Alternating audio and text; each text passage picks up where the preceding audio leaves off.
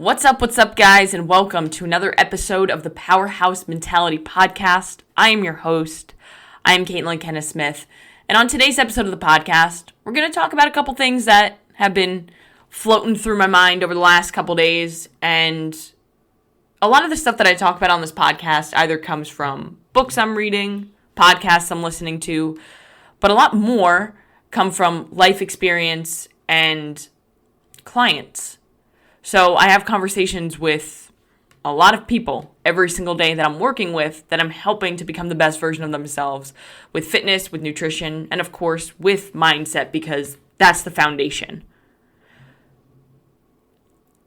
And there are so many things that I've learned over the last decade of coaching people through their own journey that I haven't yet learned on my journey personally.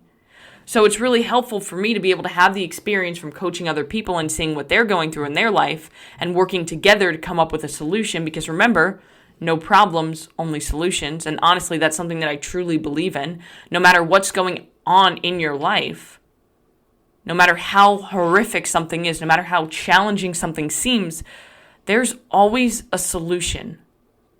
Sometimes that solution is dug down really, really deep, and you have to find it, and it's going to take a lot more energy and effort and time to find it, but it's always there. And if you go into situations with that perspective, you're more likely to find that solution rather than just falling into a victim mentality, which so many people do nowadays, where they just see it as a problem and say, this always happens to me, boo me, and they never take action to make anything improve. And they become stuck. And that's where a lot of people fall nowadays. And that's unfortunate. And that's kind of what I wanted to talk about today, is that so many people find themselves in a situation where it kind of sucks, but it's not bad enough for them to be able to make the change. There's a quote that I go back to a lot where it's something that I learned when I was taking a personal training certification, where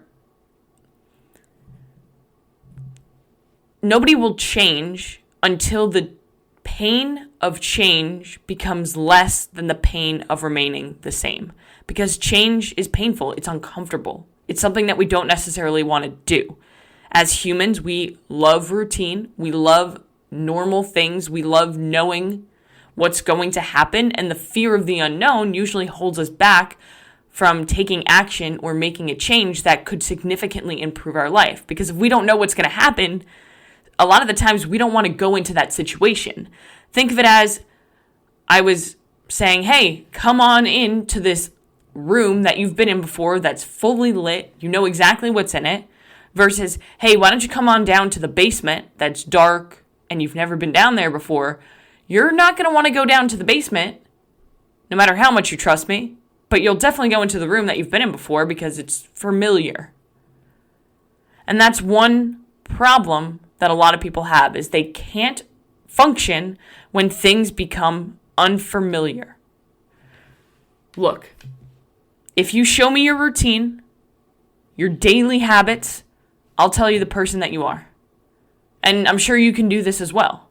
If you look at somebody's daily habits, you can make a pretty rough and probably pretty accurate conclusion to the person that they are or the person that they're on the path to becoming. Right? If somebody's daily routine is they wake up every single morning and they go to the gym at 5 a.m. and then they go home, make a healthy, protein-rich breakfast and head to work, you can probably guess that that person is in pretty good shape, is pretty healthy, doesn't have a lot of chronic illness, probably doesn't have a lot of mental issues. Or you can look at another person who every morning they wake up at 8 a.m., they have to be to work at 9, and their job is 45 minutes away, and they stop on the way to get Dunkin' Donuts because they need a donut since they're so tired because they slept like shit. If that's their routine, they wake up right as at the latest time possible for them to get to the destination. They stop on the way and get a pastry on the way to work. You can probably guess and come to a pretty good conclusion that that person probably isn't healthy, or that person probably isn't doing things that would make them the best version of themselves. Now, if somebody goes for a donut once in a while, whatever. It's not what we do sometimes. that builds the person we are. It's what we do consistently. And really, consistency is the key to everything. It is. And it's such a broad statement. You can't just say consistency is key. Because while it is key, it's about having consistency in the right things that is actually key. In the things that align with your personal goals or the person that you want to become. Because every single person, every single one of you is consistent in something. Now, are you consistent in the actions and the habits that are going to lead to the person you want to be? Or are you consistent in the habits or actions that are holding you back from being that person? For example, we'll use that same thing. The person who wakes up at 5 a.m. every single morning, they're consistent with going to the gym. And if they want to become stronger, more resilient, healthier, then they are consistent in the right things. If that other person has the same goal, that they want to be healthier, they want to be stronger, they want to feel confident in their body, but they're consistent in going to Dunkin' Donuts to grab a donut every single morning, they're not really being consistent in the right things or the things that align with the person that they want to be. Because I hate saying right or wrong, because at the end of the day, if something's right for me, maybe it's not right for you. So right and wrong is pretty relative depending on the person and the situation. Unless, of course, it's something like murder. That is always wrong, so don't go ahead and just like fucking play around with my words. And I think that there's a lot of statements out there that people take as like they're married to the statement, like consistency is key, without putting a little bit more emphasis on, well, what exactly does consistency look like? And one area that I see this happen with a lot is with knowledge. Like when I was a kid, I was always taught like knowledge is power. Like I heard that all the fucking time. Knowledge is power, knowledge is power. It's why it's so important to go to school and it's so important to do your homework and it's so important to do this, this, and that. But what I know now as an adult, as I've grown up, is I continued to say knowledge is power. And it's why I always was like, oh, always be learning. Let me always be studying and researching different things in my craft to make me a better trainer for my clients, to make me a better coach for the people that I work with, to make me a better athlete, to make me a better person or human as I personally develop with all of the knowledge, because there's no lack of information out there. I can literally pick up my phone or go onto my computer and learn anything that I want to learn about, really much fucking anything. And I can learn what's right, I can learn what's wrong, and if I Google anything, I'll find the answer that I want to find. That's the funny part about all of the information that's out there. Is you can find information supporting one side, you can find information supporting the other side. So it's really hard to really determine what you want based on all of the information that's out there. You have to have the morals yourself. So I'm not one who says knowledge is power anymore. I say applied knowledge is power. Because if I'm taking in all of this information, but I'm not actually doing anything with it, and I'm not taking action, then it's just sitting in my brain, taking up space and not having any impact on me becoming better. And there are so many people who do this. They listen to podcast after podcast. They read book after book. They do all of these seminars. They get every certification. But for what? What are you doing with that information? It's kind of like if I were to go to the gym and I have all of the knowledge and all of the information on how to build the quote-unquote perfect workout program to help me gain muscle. Even though there is no perfect program, there is no perfect anything in life. And that's the beauty of life, is that things come with imperfections and uniqueness. But with something like building muscle, there are different things that you need to do, one of them being applying heavy resistance with sufficient recovery. Now, if I know that and I know the best movements, quote-unquote best movements, maybe a squat, a deadlift, that I'm going to do to build muscle and apply that heavy resistance with appropriate recovery, I know everything.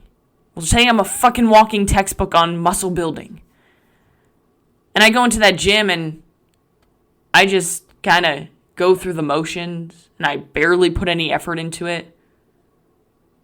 I add enough weight, but not so much that it's so uncomfortable because I don't want to sweat too much. So is knowledge more powerful here, or is effort more powerful here? Because I could be dumb as a brick, walk into the gym and give my best effort on what I have, and probably get better results than somebody who has literally zero effort towards what they're doing. So yes, knowledge can be powerful, but it isn't powerful alone. Knowledge plus action plus effort equals power. Because when you have the knowledge to do something, you take the action to do it, and you give your best effort towards it, that is what truly makes you powerful in any area of your life. Whether we're talking about your career, your personal development, your fitness and health. If you take knowledge and you apply action to that knowledge and you give your best effort, you will succeed. Will it take time? Absolutely. Because the not so sexy truth about life is that everything takes much longer than you want it to take, and it's much more difficult than you want it to be. The thing that happens for a lot of people is they take all of this knowledge and they have information overload. And they almost get that paralysis by analysis. Because they have so much information swirling around in their head that they have no idea what direction to take, so they just don't take action. They take no action, they stay the same because change is too scary and they're afraid of that unknown. Or, and this is usually what happens, is they take very inconsistent action with very low effort. I see this all the time as a coach. I'll see people who, we get on a call and I'm starting to learn a little bit about them, learn a little bit about their background and why they want to work with me. And one of the most common things that I hear is, I'll go to the gym for like 2-3 weeks and I'll do all of these workouts. I'll go 6 days a week. I'll be hitting it hard. I'll do my extra cardio. I'll track my macros. I'll do all of the things for like 3 weeks and then I stop. Or I fell off, like I had a bad day and then I just didn't get back into it. And they do that a few times a year, where they're taking action, but it's very inconsistent, and they're focused on doing so much that the effort isn't there. My coach told me something a really long time ago that really stuck with me. And what he says is, more isn't better. Better is better. And it's something that I use in my training, but it's also something that I use in my life. Quality over quantity is true in most areas of life. I'm not going to say all, because I know somebody's going to come at me and say, well, what about this? What about that? I don't talk in absolutes. Because situations can change. I think it depends is probably the best answer that I could ever give somebody. It depends opens up for, other things that are going on. Like if somebody asks me like, oh, well, what should my macros be if I want to lose weight? Well, it depends. It depends on your experience level. It depends how long you've been at this weight, or what you've been doing, or what kind of workouts you do, or your consistency level. It always depends. And if somebody in the fitness and health space always talks in absolutes, then I usually run away from that person, because that's a red flag to me. Because it depends and it can always change. Research is constantly coming out. So when it comes to more isn't better, better is better, I want to take you back to when I first started getting into CrossFit a few years ago, when I didn't really have much rhyme or reason to what I was doing, where I was just kind of doing, and I was looking at like the top CrossFit athletes, or like what people would do on Instagram, and I'm like, oh, well, they're doing so many different workouts and so much volume, then maybe I should just do more. Like, I'm never doing enough is kind of like the mindset I had when it came to my training when I first started really getting into CrossFit, is that I have to do more. Like, I have to do multiple conditioning sessions a day. I should probably do 2 a days. I should go on a run. I should go on a ruck. I should do all of these additional things. And then when I started working with Eric as my coach, I remember him sending me the first week of workouts, and I was like, this is it? This is it? Like, there's nothing else? And he was like, yep, More is not better, better is better. And the top athletes are doing much less than you think. Which is another reason why Instagram is a little bit of a facade, because we'll look on Instagram and we'll see somebody's top, highest volume day of training. And I'm totally guilty of this, where I'll take one day out of the week and I'll post like a ton of shit from it on my stories, and people will be like, oh my God, you train like that every day? I'm like, yeah, there are days during the week where this is my training, where it's this high volume.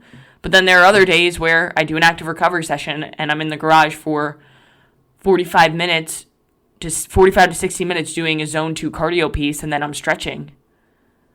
And there are other days where I do a really hard effort piece and then lift a little bit and then I'm out. Or there are some days where I do a hard effort, longer aerobic piece, and I do accessory work, and I do squats, and I do a compound lift, and I do this, I do that, and I'm in the gym for like 3 hours. It just depends. And it cycles depending on where I'm at during my season, where I'm at during my journey. What I need to pay more attention to, what I need to pay less attention to. How I'm sleeping, how I'm recovering. And I think a lot of people overlook that. They just always think more is better because of what we see on social media, what we've been taught in a lot of high-level, high-performing careers is that more. But what if you're doing so much that you can't give enough effort to that thing? We'll use training again as an example. If I were to have 4 different conditioning pieces in one day, the first conditioning piece will probably feel really fucking good and I'll have a good amount of effort. But if I gave my best effort to that piece, I'll probably not be able to recover enough to be able to give my best effort to the second, to the third, to the fourth. So then effort becomes lower. And that's what I see a lot when people are starting off on their fitness journey and they want to hit everything all at once. I understand you have momentum, you have motivation in the moment, and you want to just go all in because you want it to be faster. But that is not the faster approach. The faster approach is the approach that you can sustain. If you can't sustain an approach, then what the fuck is the point? I don't think people get into weight loss or get into accomplishing a goal because they want to accomplish the goal for a small period of time and then go back to right where they started or further back. Yet so many people fucking do that every single day with their nutrition and their fitness. They start a weight loss journey because they want to lose 20 pounds and they want to do it as fast as fucking possible, and then they'll figure it out when they get there. And then they get there and they can't fucking figure it out, so they go right back to where they started or they gain more weight. I've seen it so many times when I first started off as a trainer. So many times. Because I was a trainer who didn't have as much experience as knowledge or was taught things that maybe weren't the best in the moment. And through experience, I've learned that, okay, more isn't better. Better is better. And sustainability is what matters. Losing the weight as sustainably as possible, not as fast as possible. So now, again, as a trainer, I've learned these things. But when I first started, I was naive and I didn't think that way. I thought, okay, we got to lose the weight as fast as possible. I have to impress this client. I have to make them leave the gym and sweating, dying, limping, like feel like they got destroyed during their workout. And then I started to realize oh, they lose the weight and then they go right back. I want to change this person's life. I don't want to just give them a result for a hot minute and have them go right back. I want to change the life.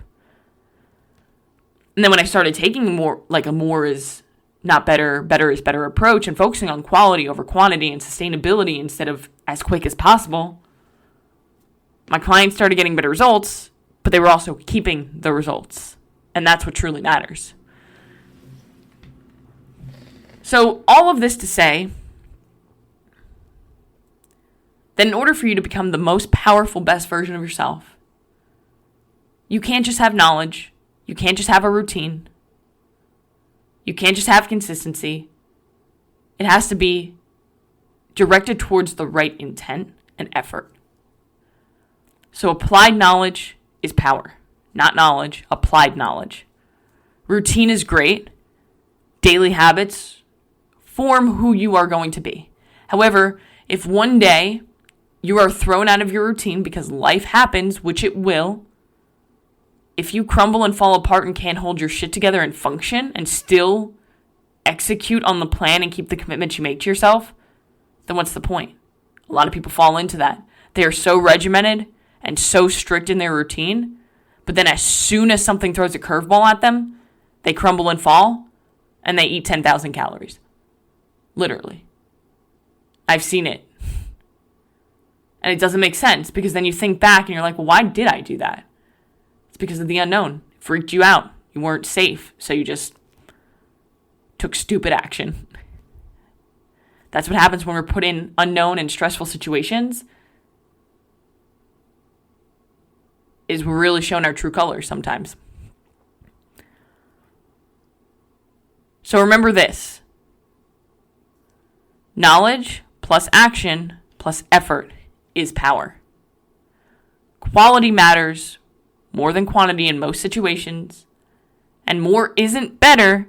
Better is better. So go do one thing today that's going to take you one step closer to where you truly want to be.